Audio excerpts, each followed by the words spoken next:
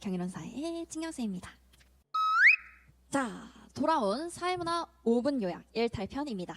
우리 지난 영상에서는 일탈이 왜 발생하는가를 사회 구조의 불균형으로 설명한 아노미 이론을 살펴봤었죠?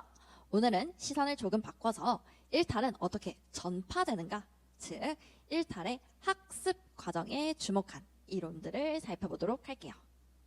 그 이름은 바로 차별적 교제 이론과 차등기회 이론입니다. 먼저 차별적 교제 이론부터 살펴보도록 할게요. 이 이론은 사람은 누구와 교제하느냐에 따라서 어떤 행동을 배우게 된다는 전제에서 출발합니다. 그러니까 우리는 친구를 사귀게 되면 그 친구로부터 무언가를 배운다는 거죠. 이 이론의 배경은 시카고 학파의 연구에서부터 시작돼요. 쇼와 맥케이라는 두 학자가 있었습니다. 이들은 시카고의 특정 우범 지역, 범죄 지역을 오랜 시간 연구했는데요. 놀랍게도 원래 살던 사람들이 다른 지역으로 완전히 다 빠져나가고 그 사람들도 완전히 바뀌었는데도 그 지역의 범죄율은 계속해서 높게 유지되는 현상을 발견했다고 합니다. 우리는, 그리고 그들은 이걸 통해 범죄가 유전적인 거나 개인적인 특성 때문이 아니라 그 지역에 남아있는 그 지역만의 사회적 환경과 문화적 전통이 범죄를 전파시킨다고 본 거죠. 이후에 이 연구를 이어받은 서덜랜드는 차별적 접촉이라는 개념을 통해 범죄와 일탈이 학습되는 과정을 본격적으로 설명합니다. 이 서덜랜드에 따르면 사람이 일탈 행동을 하게 되는 건 정상적인 사회화의 실패에서가 아니라 오히려 특정한 환경에서 범죄를 정당화하는 태도와 기술을 학습했기 때문이라는 거예요. 그러니까 사회화가 실패한 게 아니라 사회화를 오히려 잘했기 때문에 범죄가 일어난 거죠. 예를 들어 청소년이 친구들과 어울리면서 돈이 없으면 훔쳐도 괜찮아, 또는 성공하려면 수단은 별로 중요하지 않아 라는 식의 생각을 듣고, 친구로부터 듣고 그걸 그럴 수 있지 하고 받아들이게 되고, 그렇다면 그 청소년은 그 행동을 합리적이고 자연스러운 선택이라고 여기게 되는 거죠. 친구가 괜찮대, 그럼 괜찮은가 봐. 선생님이 괜찮대, 그럼 괜찮은가 봐 하는 거죠. 자, 여기서 중요한 건 이 학습은 그냥 책이나 뉴스가 아니라 어떻게 친밀한 인간관계, 특히 가족, 친구, 또래 집단, 우리 학교에서의 선생님과 같은 사적인 관계를 통해서 이루어진다는 거예요.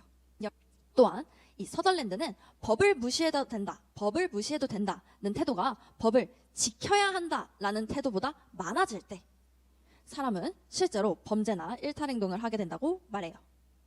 따라서 누구를 더 자주, 얼마나 오래, 얼마나 강하게 접촉하느냐가 우리 일탈의 핵심이 되는 거죠. 이 이론은 굉장히 큰 영향을 미쳤겠죠? 우리 친구 관계에 있어서. 하지만 한계도 분명합니다.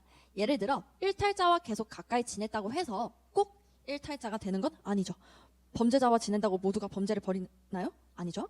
또 요즘에는 유튜브나 SNS와 같은 대중매체를 통해서도 일탈자 행동이 학습될 수도 있어요.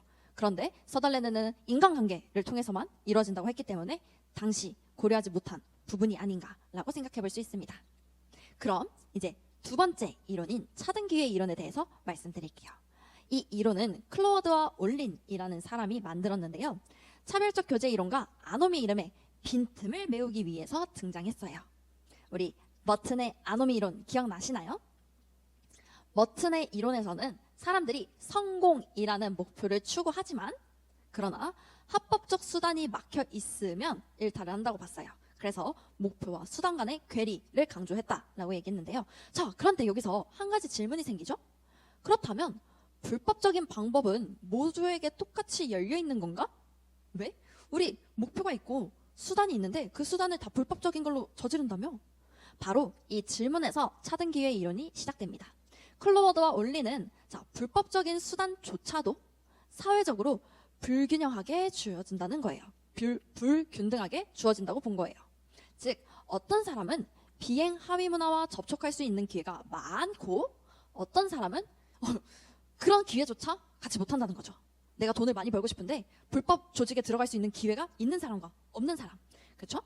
예를 들어 하위 계층의 청소년이라고 하더라도 A는 폭력적인 조직에 쉽게 접근할 수 있는 환경에 살았지만 B는 똑같이 아무리 사회가 불평등해도 그런 합의 문화를 접할 기회 자체가 없었다면 이 A와 B가 볼 수 있는 일탈 행동의 양상은 분명히 달라지겠죠? 이처럼 차등 기회 이론은 안어미적인 상태 플러스 비합법적인 기회가 있는 환경, 이 두 조건이 결합될 때 특정한 형태의 비행이 발생한다고 봤어요. 그러니까 어떻게 결합되느냐에 따라서 비행의 종류가 나뉜다는 거예요. 그래서 이 이론은 특히 대도시의 빈곤 지역의 청소년 비행을 설명하는데 굉장히 큰 영향을 미쳤습니다. 왜 그랬을까를 한번 깊게 고민해봤으면 좋겠어요. 그러면 두 가지 이론 모두 정리해볼게요. 자, 차별적 교제 이론은 사람은 누구와 어울리냐에 따라서 일탈을 배운다라는 이론이었고요. 차등 기회 이론은 비행을 하고 싶어도 그럴 수 있는 기회 자체가 계층에 따라 다르다라는 관점이에요. 우리 일탈 이론은 제목에 그 내용이 모두 숨겨져 있다는 게 느껴지시나요? 아무튼 두 이론은 공통적으로 일탈이 구조적으로 만들어지기도 하고 상호작용 속에서 또 학습되기도 한다는 점을 보여주고 있습니다. 그리고 무엇보다도 중요한 건 일탈은 단지 개인의 도덕성 부족이나 심리적인 이상으로 보지 않고 사회 환경과의 관계, 그 속에서 이해해야 된다는 인식을 전해주고 있는 이론들입니다. 오늘의 한 줄 요약해보도록 할게요. 일탈은 누구와 어울리고 어떤 기회를 갖느냐에 따라서 자연스럽게 배워질 수 있다. 사회화의 결과다. 이해되셨나요? 그럼 다음 세 번째 일탈 시간에 다시 만나요. 안녕.